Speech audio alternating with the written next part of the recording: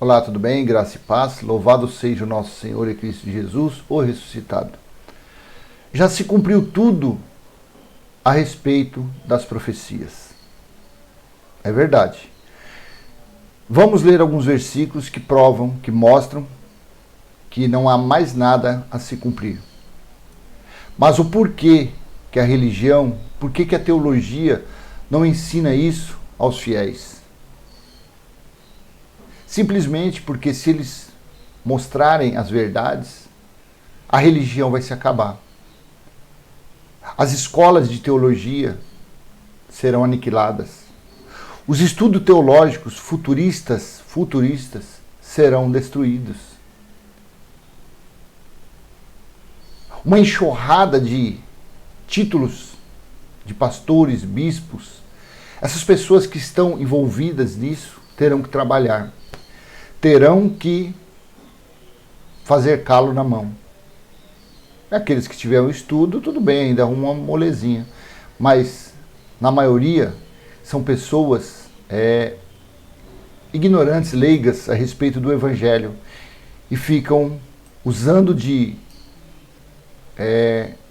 ensinos, doutrinas de superiores que têm anéis nos dedos, que tem vários diplomas em sua sala pastoral. Por isso que é um engano, é uma mentira, uma fraude dizer que Jesus ainda vai voltar. Mas ele mesmo disse, nos dias que ele estava, que falou que quando viesse a parousia, quando viesse o juízo do ano 70, se cumpriria tudo a respeito dele. Dito tanto nas profecias, nos salmos, nos hinos, tudo foi falado, tudo foi cumprido. Então é uma sandice, é uma malandragem, vamos dizer assim, dos que pregam que Jesus ainda vai voltar. Jesus disse que a sua vinda no juízo de Deus, ocorrido no ano 70, na primeira era cristã, era o cumprimento de tudo a respeito dele. Vamos ler Lucas capítulo 21, do versículo 20 ao 24. Quando, porém, vocês virem Jerusalém sitiada de exércitos, saibam que está próxima a sua devastação. Versículo 21. Então os que estiverem na Judéia fujam para os montes. Os que se encontrarem dentro da cidade saiam dela. E os que estiverem nos campos não entrem na cidade. Versículo 22. Porque esses dias são de vingança, para se cumprir tudo o que está escrito. Ai das que estiverem grávidas e das que amamentarem naqueles dias. Porque haverá grande aflição na terra e ira contra aquele povo, contra este povo.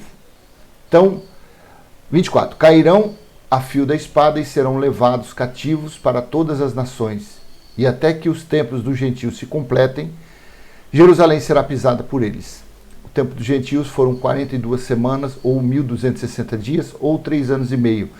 O tempo dos gentios foi da metade do ano 66 ao ano 70. Essa profecia foi falada por Daniel, também está em Apocalipse. Mas o teor dessa mensagem está aqui, versículo 22 do capítulo 21 de Lucas. Porque esses dias são de vingança. Foram os dias que Deus escolheu, separou para o sacrifício, para a ceia dele, para o juízo, o julgamento de Deus contra quem? Contra os israelitas. Israelitas é o quê? São os descendentes do povo hebreu. Para que Jesus volte novamente hoje, então, nós gentios fomos culpados da morte dos profetas, dos discípulos e de Jesus. Mas não foi isso que aconteceu, porque esses dias são de vingança, as 42 semanas, 1.260 dias, ou os 3 anos e meio, porque esses são dias de vingança, para se cumprir tudo, não sobrou nada do que está escrito. E quando Deus derramou a ira contra aquele povo, deu-se fim ao pecado, deu-se fim às iniquidades, aos ídolos, aos profetas, deu-se fim a tudo. Por isso que não existe mais profeta na terra.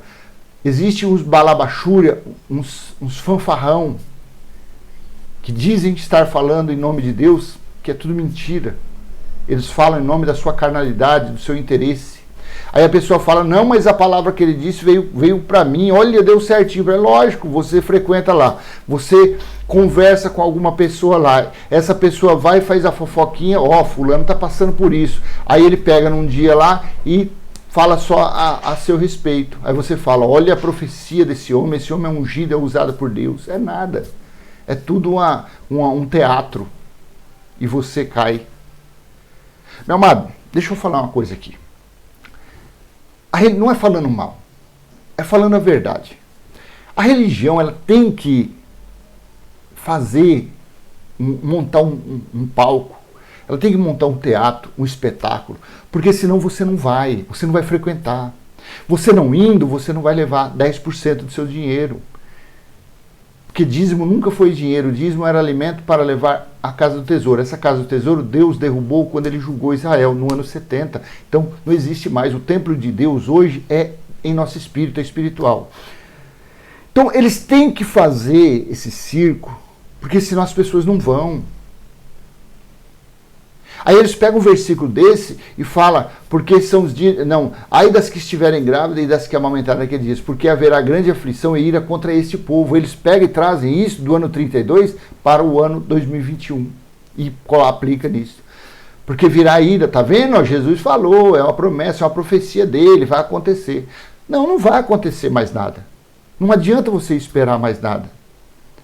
A única coisa que nós temos agora que passar à frente é para as pessoas acreditarem na parousia, na vinda, acreditarem que o juízo já foi feito por Deus e que o próprio Deus está em nosso espírito e que nós temos que reinar em vida, nós temos que viver no reino de Deus.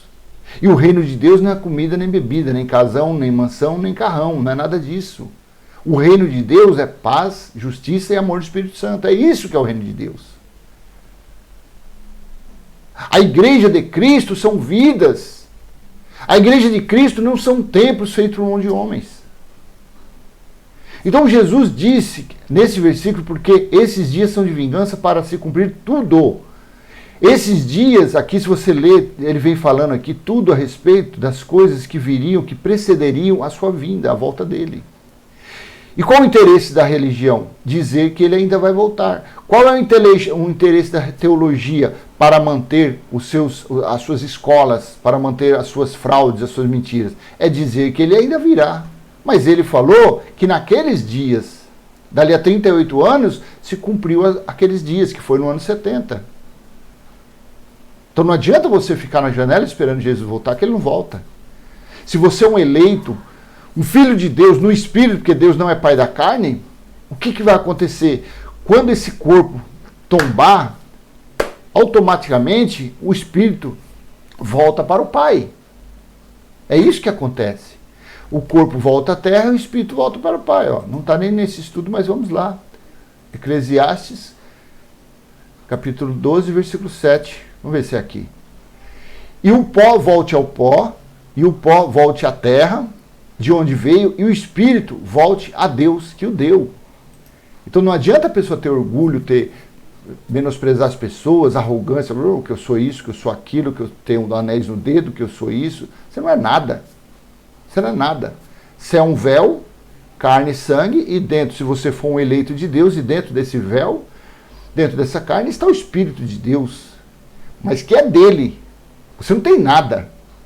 Na hora que tombar esse corpo, o pó volta ao pó, e o Espírito que ele deu volta para ele. Está entendendo? Alguns fatos ocorridos no cumprimento de tudo a respeito da parousia. Vamos ler 2 versículos de Zacarias. 2 profecias simples.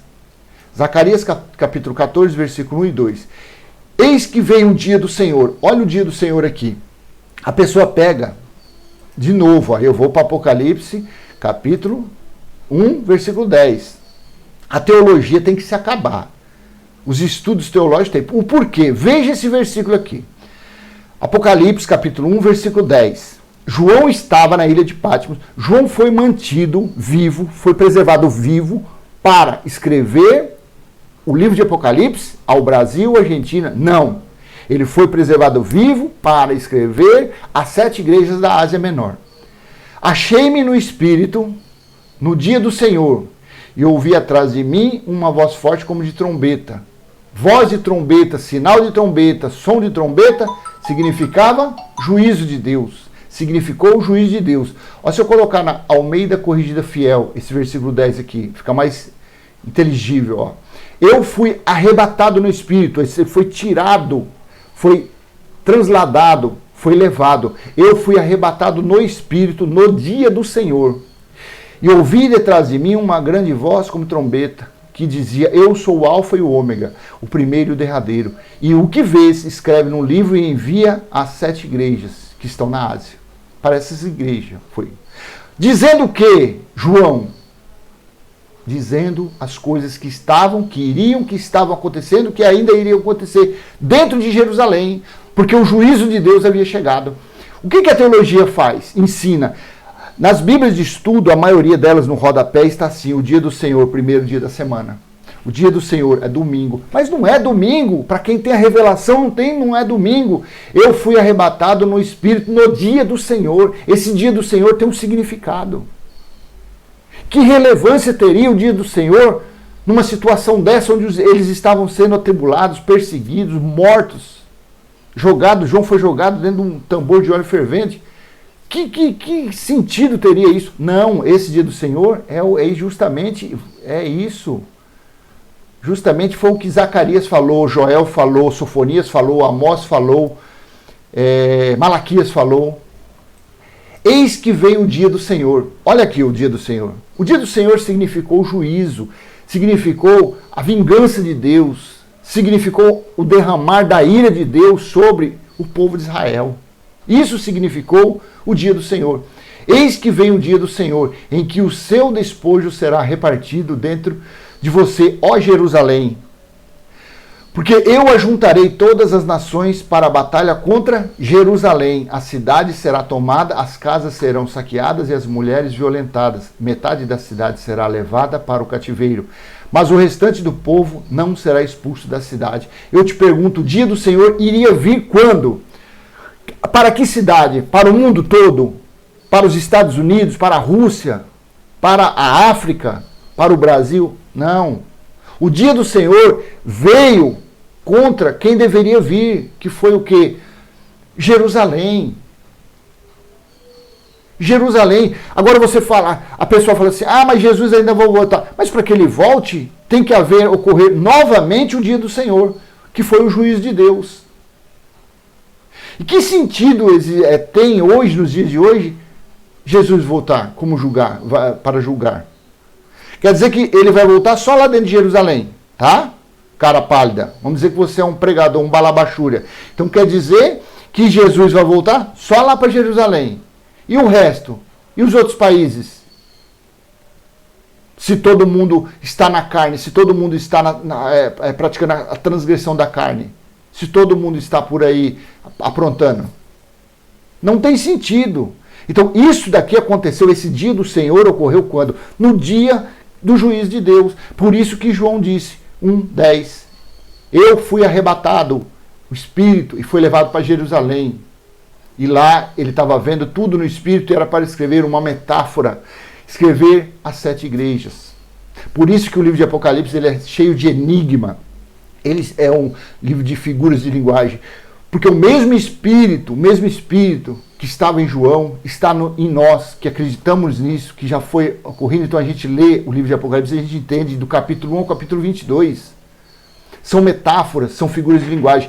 E o mesmo Espírito estava nos 7 anjos das 7 igrejas, para eles compreenderem quem era a besta, quem era o dragão, os 10 reis, os 5 reis, tudo isso para entender. Então o Espírito era o mesmo. Então o Espírito daqueles dias está nos dias de hoje, dando esse entendimento, ligando as profecias de Zacarias, de Joel, de Sofonias, de Amós, com o livro de Apocalipse. Porque nós cremos, nós confessamos, nós não somos religiosos. Os pregadores da graça, que pregam a graça genuína, a sã doutrina sem o fermento da lei de Moisés, sem nenhum fermento sequer, nada, sem dízimo, sem batismo, sem jejum, sem comer pão, sem beber suco, sem nada disso. Nada que pertença ao Velho Testamento. Aí você fala, não, mas eu pratico as coisas de Jesus de Nazaré. Da cruz para trás é tudo Velho Testamento, é tudo lei de Moisés, é tudo maldição. Jesus de Nazaré veio durante 33 anos para cumprir a lei. Só que em sua morte ele resgatou os que estavam sob a lei. Gálatas capítulo 5, capítulo 4, versículo 4 e versículo 5. Gálatas capítulo 4, vou colocar aqui para a gente... Aqui, ó, Gálatas capítulo 4, versículo 4 e 5. Mas quando chegou a plenitude do tempo, Deus enviou o seu filho, nascido de mulher, nascido sob a lei, nascido debaixo da lei, nascido de mulher, nascido... Versículo 5, para resgatar os que estavam sob a lei, a fim de que recebesse uma adoção de filhos. Então, se Jesus resgatou da maldição da lei, o que eu vou fazer num lugar que se chama igreja, voltando às práticas malditas da lei de Moisés? Porque o batismo é a lei da purificação. O apresentar criança é lei de Moisés, consagração. O comer pão e beber suco é uma representação da Páscoa judaica. Lucas capítulo 22, ali estavam 13 judeus em volta daquela mesa praticando a Páscoa judaica. Não tem sentido. Então eu já não sou graça 100%. Eu já não estou falando a respeito da sã doutrina, a doutrina saudável. Eu não estou pregando boas novas, eu estou pregando boas velhas. Porque a sã doutrina que eu acho que eu estou pregando, se eu praticar alguma coisa lá de trás, está fermentada. Então já não é sã doutrina, já não é a doutrina saudável. Já não é o evangelho saudável. Então, eis que vem o dia do Senhor. Para os teólogos, o dia do Senhor é domingo, é o primeiro dia da semana. Cabe na sua mente hoje, esclarecida, que o dia do Senhor significou o quê? Juízo de Deus. Olha o tamanho dessa Bíblia aqui, olha a grossura. Você acha que eu uso essa Bíblia? Você acha que eu uso essa Bíblia para fazer estudo nela? De forma alguma. Eu uso essa Bíblia porque é a texto Nova Almeida atualizada. É o texto que eu mais gosto, mas eu tenho cerca de 40 Bíblias de estudo. E você pega numa Bíblia dessa aqui, ó, Apocalipse, capítulo... Apocalipse, ó, numa Bíblia de estudo. Olha o que a teologia faz. E as pessoas compram essa Bíblia e ficam se mostrando. Olha que Bíblia maravilhosa, essa Bíblia minha. Nossa, ela é completa. É completa de heresia. Eles são herege. Quer ver o que fala aqui? Dia do Senhor. Ó. Aqui, ó como é. Ó, no estudo. Tá vendo como é tudo isso aqui? Ó, eu não aproveito quase nada. Porque não bate. Quer ver? Ó? No Espírito. Apocalipse, capítulo 1, versículo 10. No Espírito, João tinha consciência de estar envolto pela presença manifesta do Espírito Santo. Essa poderosa influência do Espírito Santo leva às visões proféticas. Aí tem alguns versículos aqui. O dia do Senhor é domingo. Você está vendo aqui, ó, o dia do Senhor é domingo, o primeiro dia da semana, o dia em que Cristo ressuscitou. Eu volto a te perguntar, dá para acreditar no que a teologia coloca em seus estudos? O dia do Senhor é domingo? Que relevância teria aquele dia tão atribulado, a situação que eles estavam vivendo? Ah, era domingo, eu estava ali orando e fui arrebatado no Espírito, e assim. Não. O dia do Senhor sempre foi dia de vingança. Olha, livro de Amós. Estou saindo fora aqui porque... falar igual o irmão Geraldo fala, ó, desceu fresquinho aqui. Vou aqui, ó, livro de Amós, capítulo 5, versículo 18 ao 20. Olha o dia do Senhor. Ai dos que desejam o dia do Senhor. Se fosse domingo, ai dos que desejam o domingo. Mas não é. Ai dos que desejam o dia do Senhor. Para que vocês desejam o dia do Senhor? Será um dia de trevas e não de luz. 19. Será como o homem fugisse de um leão e lhe saísse ao encontro um urso. Ou como se, entrando em casa e encostando a mão na parede, fosse mordido por uma cobra. 20. O dia do Senhor será um dia de trevas e não de luz. Será um dia completo de escuridão, sem nenhuma claridade. Você consegue entender o que foi o dia do Senhor? O dia do Senhor foi o juízo. E João fala, era o dia do Senhor. Havia chegado o dia do Senhor. Eu estava aqui, eu fui arrebatado no Espírito.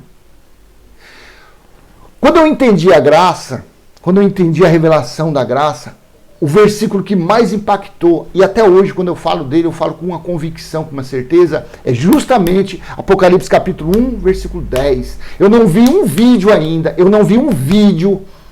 que diga que esse dia não é domingo, que esse dia foi o juízo de Deus que havia chegado. Nenhum vídeo, pode ser fulano de tal, pode ser famoso, pode ser o quê? Porque eu não vou falar nome aqui. Mas até os famosos tratam esse dia como domingo. Até os famosos, os que já estão grandes pregando a graça, tratam esse dia como domingo. Mas eu, pela minha convicção, pela fé, porque eu vivo pela fé, eu não vivo de obras. Eu acredito no que leio, eu entendo que Apocalipse 1, 10, o dia do Senhor foi o juízo de Deus. Havia chegado a vingança de Deus contra aquele povo. É isso que eu creio. Estude bastante, pegue bastante, procure lá o dia do Senhor e vai lendo. Eu duvido se você não vai chegar lá no mesmo entendimento que aquele dia do Senhor não foi domingo, não foi o primeiro dia da semana. O dia do Senhor ali foi o juízo de Deus que havia chegado. Mesmo os discípulos andando com Jesus ainda não estavam. Mesmo os discípulos andando com Jesus ainda estavam com o véu nos olhos.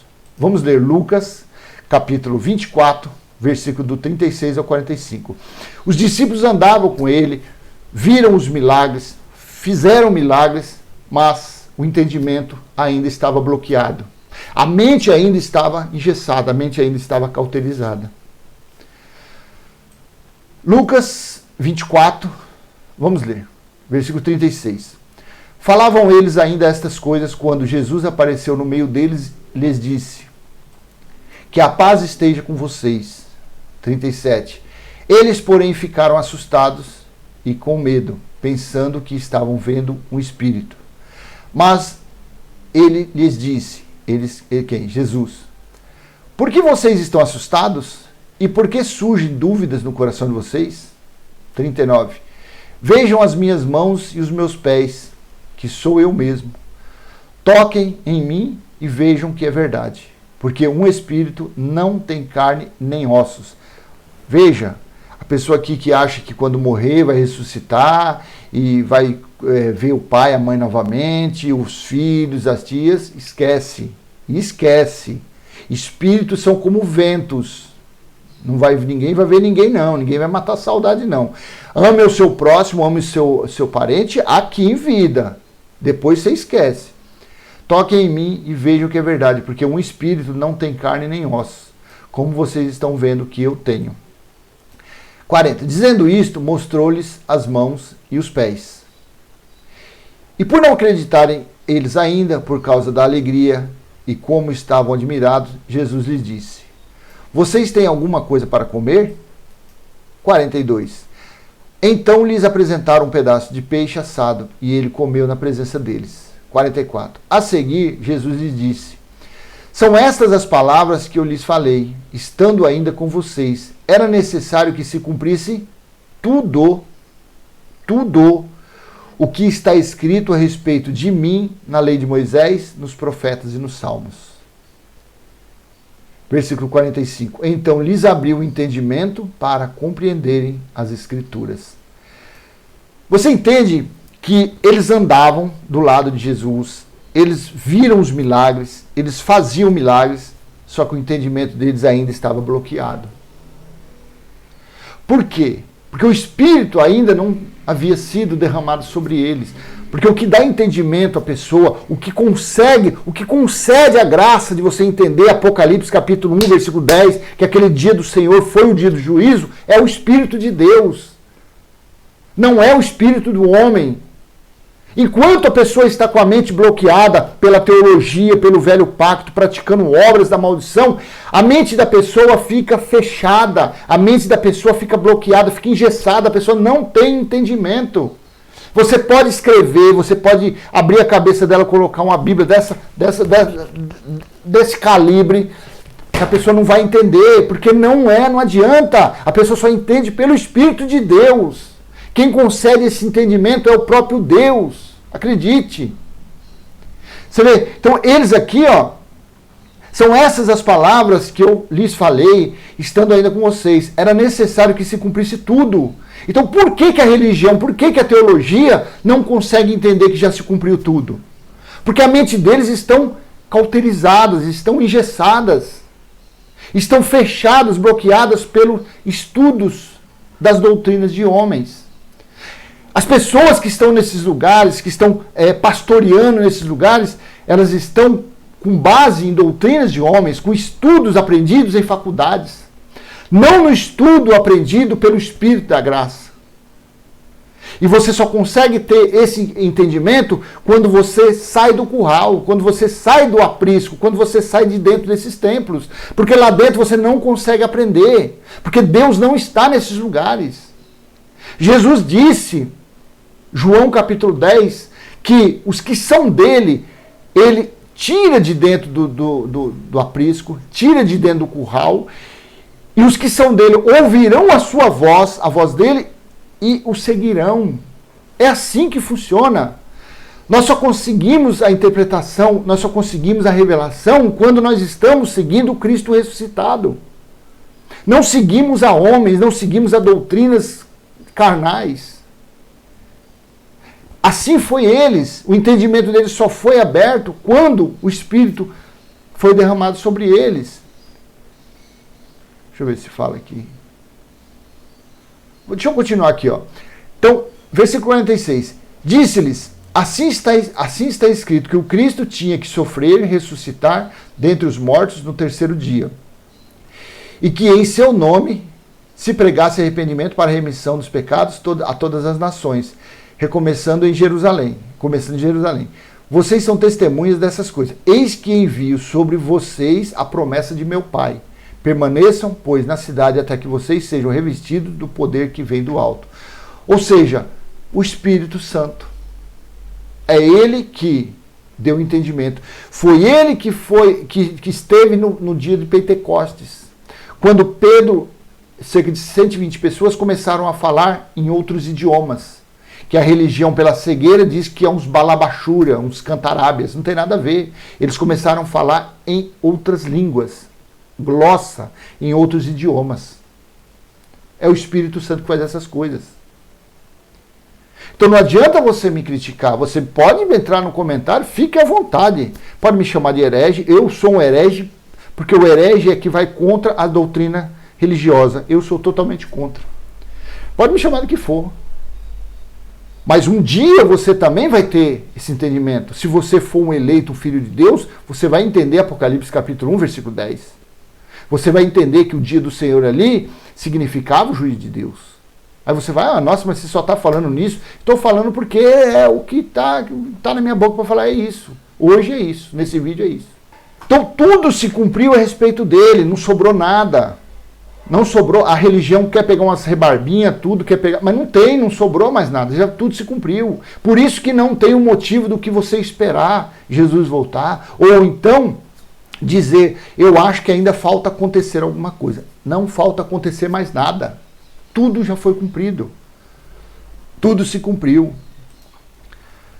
O véu somente é tirado quando verdadeiramente se converte ao Cristo ressuscitado. As pessoas acham que a religião diz, vamos evangelizar, vamos ganhar almas para Jesus. Não. Na verdade, você está fazendo o que Jesus falou. Você está fazendo um prosélito, ou seja, um gentil, a praticar as obras de Moisés, a praticar o judaísmo. Prosélito significa isso. Um gentil, um estrangeiro, praticar as leis de Moisés. Por isso que Jesus falou, fariseus hipócritas, raça de víboras, vocês rodam, andam campos, sobem montanhas para fazer um prosélito, ou seja, um gentil a passar para o judaísmo. Quando vocês conseguem, vocês fazem desse prosélito, desse gentil, 2 vezes mais merecedores do inferno. Inferno nada mais é do que sepultura. Todo mundo vai para o inferno, porque todo mundo quando morre vai para dentro da sepultura. Então é a mesma coisa. Eles acham que eles indo nesses lugares menos favorecidos e lá evangelizando, Jesus tem uma obra na sua vida, você é muito importante, não sei o que. É um mantra que eles têm. Aí quando eles pegam esse prosélito, eles levam para dentro da sua sinagoga, que eu não chamo igreja, porque eles pregam Moisés, então é sinagoga. Aí leva essa pessoa para lá. Aí essa pessoa, lá fora, ela tinha alguns probleminha e tal. Por quê? Porque estava praticando as obras da carne, estava na transgressão e estava sendo disciplinado. E leva para esse lugar, chamado igreja. Quando chega lá, aí o véu se fecha de uma vez. Aí o véu fecha mesmo a pessoa. A pessoa não enxerga mais nada. O que ela consegue entender é só o que o pregador está falando. E ali tome dízimo, tome sacrifício, tome holocausto, tome saque, tome escalpelar, tome tosquear. E ela se transforma, em vez de ser filho, ela se transforma no quê? Numa ovelha. Porque só tem pastor quem é ovelha. Aí fica sendo conduzida. E tome mentira, tome fraude, tome engano. E aquela pessoa não se liberta nunca. Liberta nunca. Por quê? Porque o véu, veja o que Paulo falou, para que uma pessoa venha se converter, o que tem que acontecer? O se converter não é você sair do mundo, como eles dizem, e você entrar para um templo, para uma sinagoga, que eles chamam de igreja. Isso não é converter. Isso só está mudando de lugar. Está mudando só de setor, vamos dizer assim. Você está saindo da cerveja, do cigarro, e você está entrando para dentro da maldição de Moisés. A única coisa é isso que está acontecendo. Mais nada. 2 Coríntios capítulo 3, versículo 12. Tendo, pois, tal esperança, agimos com muita ousadia. 13. E não somos como Moisés, que punha um véu sobre o rosto, para que os filhos de Israel não pudessem fixar os olhos no fim daquilo que estava desaparecendo. Mas a mente deles se endureceu, pois até o dia de hoje, até o dia de Paulo, imagine hoje então, se até o dia de Paulo, isso aqui foi escrito entre 52 e 60, estava acontecendo aquilo, imagine hoje então, depois de quase 2000 anos. Mas a mente deles se endureceu, pois até o dia de hoje, o mesmo véu permanece sobre a leitura da antiga aliança. Não foi tirado, pois só em Cristo é removido. 15. Mas se até hoje, quando Moisés é lido, o véu está posto sobre o coração deles. Mas até hoje, quando Moisés é lido, o véu está posto sobre o coração deles. Quando, porém, alguém se converte ao Senhor, aí sim, o véu é tirado. Ora, este Senhor é o Espírito. Este Senhor não é templo, não é um pastor, não é um bispo, não é um papa. Ora, este Senhor é o Espírito, não é Jesus de Nazaré. Este Senhor é o Espírito, é o Cristo ressuscitado. E onde está o Espírito do Senhor, aí a liberdade. E todos nós, com o rosto descoberto, contemplando a glória do Senhor, somos transformados de glória em glória, na sua própria imagem, como pelo Senhor, que é o Espírito. Então, uma pessoa, quando ela se converte, o que é se converter? Se convergir? Mudar de caminho? É isso. É a pessoa sair da carne e viver o Espírito. Você... não, mas eu acho que o meu batismo é numa água. Você está sendo carnal. Você está dependendo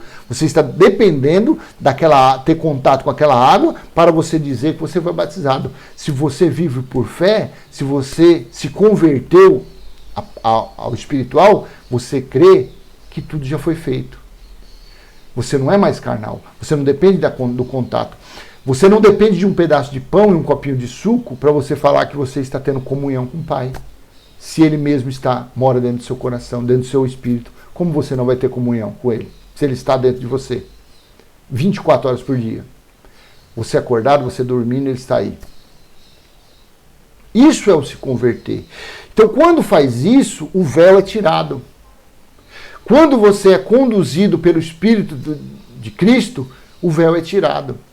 Esses lugares que se chamam igreja, que são sinagoga, eles podiam pregar isso, eles podiam ensinar isso. Mas eles não têm a revelação, então eles ficam por aí, só pregando maldição, só pregando sinais. Fazendo o quê?